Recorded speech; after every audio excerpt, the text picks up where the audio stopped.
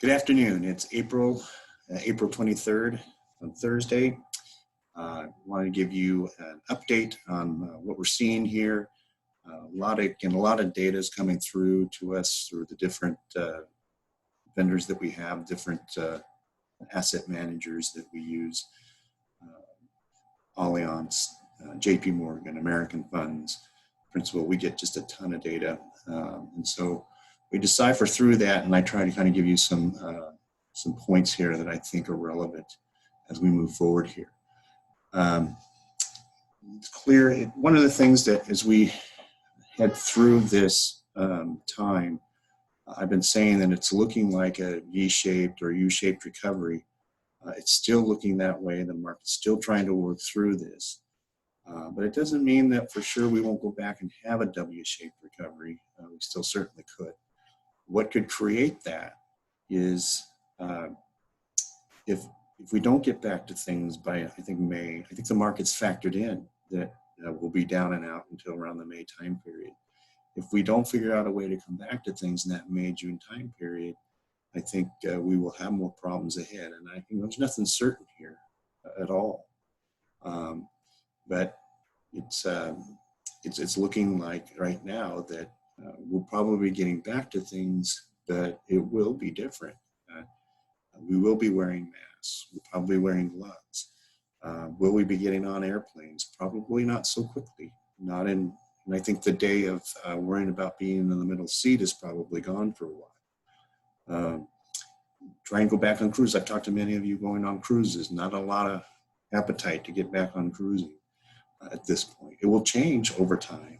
We will get back to it, but it's going to take finding some remedies for this before I think we get fully back to things.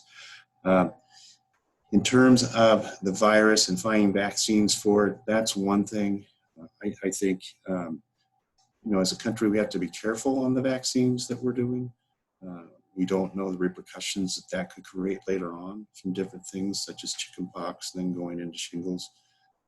I think a more critical thing, frankly, is finding a remedy for people that do get this virus, finding those medicines to keep them from it getting worse and from people from dying from this, especially the elderly or those that are vulnerable from heart issues, breathing issues, and so forth. Clearly, I think when you look at it, it's interesting. I was in Costco the other day, and if you're short on toilet paper and paper towels, there's good news. They have pallet after pallet of them now, and the shipping lanes have definitely started opening back up again. But I think it's a wake-up call to this country. I think you're going to see, the last 20 years 30 years has been all about globalization. I think that's going to change as we come out of this. I think the next 5 years is going to be about unglobalization. I think manufacturing is going to come back to these shores in a big way and it's going to become a national defensive situation. Things that were going to be needed that are not being manufactured here. And if ships aren't running, we're not going to get them. So major wake-up call to this country. I'm not sure it's a bad thing long term. Short term, it's certainly throwing a wrench into things and how we used to live. Interest rates, I think those are going to stay low for a long time. I think this is going to take a bit for us to come back fully. I don't see, especially with the debt we're taking on, I don't think there's going to be a lot of appetite for going and raising rates anytime soon. And I'm depending on what happens and how fast we get back to it. I suspect inflation will stay at bay for quite a while. The Federal Reserve, if I told most of you, especially if you're taking my class, the Federal Reserve is something we need to be following as investors very closely. They're doing things today we've never seen them do before. They're now buying junk bonds, the high yield bonds. Never thought I'd see that day, but that's what they're doing. The question now is, will they start putting their money into equities? And a lot of things going on with the bailouts, and we'll talk about that in a second. But the Federal Reserve and what they're doing is key to us as investors. And when the Feds are flooding the money with system, and the Feds are lowering rates like they have, that is good for investors long term. That's what we want as investors. That's they're trying to create more growth. And we know when we come out of these times that as devastating as it's going to be going into these, a lot of businesses, and that's another thing, we haven't seen the worst of this yet. The market has told us it's going to get bad, but we haven't physically seen that yet. And I think in the next few months we're going to. There's going to be a lot of businesses that don't come back from this. There's going to be new businesses that come out of this. It always works that way, especially as people get laid off. They're going to, they'll be more creative. The elections, I think we just went from an election cycle, election season that went from this is the strongest economy, best unemployment picture we've ever had in terms of just tons of jobs, to now where the election is going to frankly be about who's managing this crisis correctly and who will as we come out of this. Who is the best to manage this as we come out of this? I think that is majorly, what the centerpiece of this election coming up is majorly changed.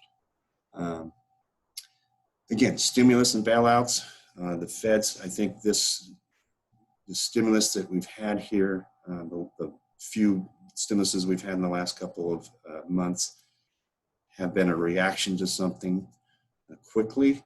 I think we're bailing out things we don't quite understand why we're bailing out. I suspect we'll see that change.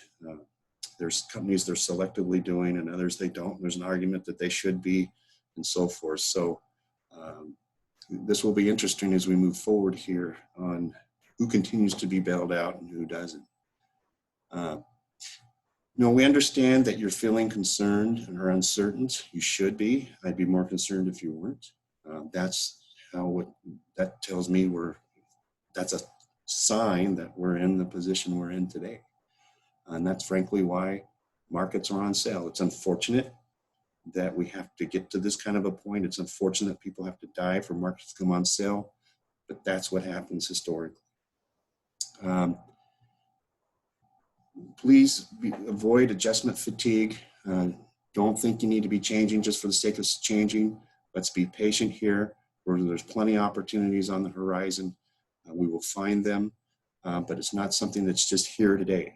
This is not something, in the last few years, we've been really spoiled with markets go down and they fly right back. I don't think that's what we're into here. I think there's more opportunities to come. So please be patient. I've said that all along, but I'm going to keep saying it. Don't overreact. I don't want you to become too pessimistic here either. It's watching the news and things can create that. And we're starting to see it again here. I'm getting a few more phone calls this week. Stop watching the news. There's a lot of good things going on. It's not all bad, but the bad is what's selling to you and it's capturing you. It's continuing to do that, and it will. And also, I want you to stay safe, not just from catching a virus or keeping from the virus, but I want you to stay safe mentally. Again, turn off the news. If you find yourself really getting pessimistic, really drained, just turn off the television. I'm telling you, in a couple hours, it's a completely different world. I know, because I do it. And I don't watch that much news right now. I've learned that from the last couple times. I watch just a little bit to know what you're all hearing, certain things I want to hear. But then it's just repeating itself over and over again. It's just, it's unreal. With that, I've kind of gone over my time for this week. Masks, I think we found in our town that we live in here in Oregon, there's a memory care place that is just now for Alzheimer's dementia. They have just contracted this or gotten this virus. I can't even imagine the results of that, but it's beginning to get closer to it. It's beginning to hit home. Please, as you go out, use masks, use gloves. It's okay. Frankly, I was talking to somebody the other day. I think it's more embarrassing if you're not using them anymore. You're the bad guy. So I think it's time. Please be using these things. Please be using a lot of caution. We're using extreme caution, even though we're still going from home and into the office, but we are all well away from each other in our offices. And when we do staff meetings, we're all out in the lobby. We're at least probably 8 feet apart from each other. We are very careful. We clean this thing constantly. We have the janitorial service that's constantly cleaning this thing up all day long. It's been amazing. And then finally, I want to talk about the thing we want to do is that John asked me to talk to you about is send us your favorite recipe. Each week, we'll talk about the best recipes that are out there. I don't know about you, but we've been cooking a lot more at home. And I think can't go to the gym, so I'm pretty sure I'm going to gain 50 pounds by the time you see me next time. But send us your recipes and we'll highlight one each time. It'll be fun. With that, I'm going to say goodbye for this week. Please stay safe and healthy. Use those masks. If you are having trouble finding a mask, please let me know. We have somebody that makes those. So please let me know because everybody needs to be using these now. With that, have a great week and we'll talk to you next week.